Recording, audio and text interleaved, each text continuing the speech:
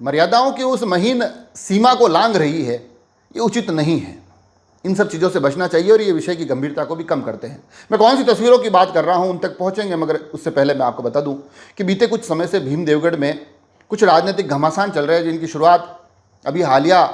जो एक लाखागुड़ा के युवक राजू सिंह का एक्सीडेंट में निधन हो जाता है, वहाँ से शुरुआत होती है। स्तुति हॉस्पिटल के बाहर काफ़ी हंगामा देखा जाता है, वो पूरा घटनाक्रम आप तक पहुँच चुका है। अब उसके बाद का जो प्रकरण है वो स्वादड़ी सरपंच से जुड़ा हुआ है, उसमें भी आरोप प्रत्यारोप सामने आ रहे हैं।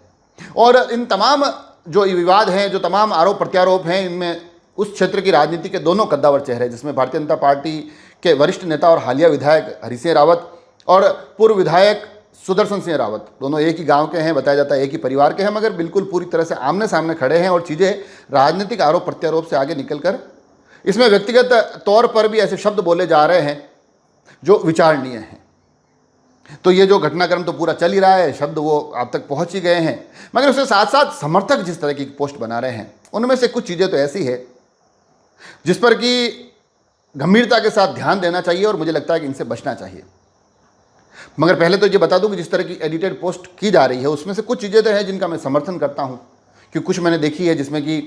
एक पोस्ट में हरि सिंह जी विधायक जो हैं वर्तमान, उन पर निशाना साधते हुए कहा गया है कि भाई साहब क्या कार्य कर रहे हैं उसका हिसाब दीजिए, विकास कार्य सुदर्शन सिंह ने ज़्यादा किए, आपके लोगों ने सिर्फ गुमराह किया। तो ये चीज़ें आरोप प्रत्यारोप राजनीति में चलते हैं, इस तरह की पोस्ट बनाकर डाली जा रही है तो उसको समझा जा सकता है। उसी तरह से भारतीय जनता पार्टी के समर्थक सुदर्शन सिंह के ऊपर निशाना साधते हुए भी कुछ ऐसी पोस्ट बना रहे हैं जिसमें कि वो कह रहे हैं कि भाई आपके टाइम में जो एक पुजारी जी की हत्या कर दी गई थी, जो वो आगजनी का पूरा प्रकरण हुआ था, उसके बाद भी अलग अलग कुछ घटनाओं का जिक्र करते हुए वो उनसे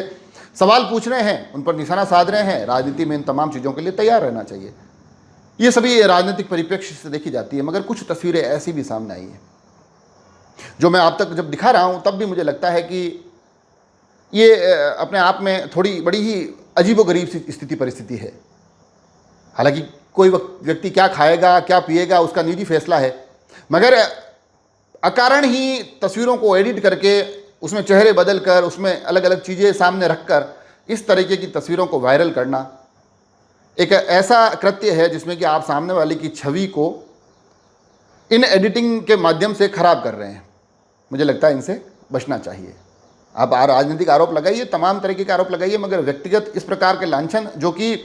वास्तविक भी दिखाई नहीं दे रहे हैं, स्पष्ट तौर पर एडिटेड दिखाई दे रहे हैं, उनसे तो बचना चाहिए। और उसका सबसे बड़ा जो नुकसान होता है वो ये कि एक तो ये जो लड़ाई है ये राजनीतिक गलियारों से निकलकर व्यक्तिगत द्वेष में बदल जाती है, व्यक्तिगत दुश्मनी में बदल जाती है, जो कि भीम में अमन देखा जाता है। और उसके साथ साथ जो आपका विषय होता है, फिर वो चाहे स्तुति हॉस्पिटल वाला मुद्दा हो, फिर चाहे स्वादरी वाला हो, उससे पहले बगड़ हो, उससे पहले अनेक जो तमाम मुद्दे आए,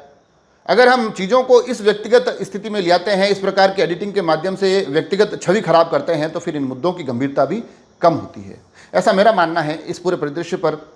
आप क्या सोचते हैं मुझे जरूर बताएं। जुड़े रहें राजसमंद एक्सप्रेस से। धन्यवाद।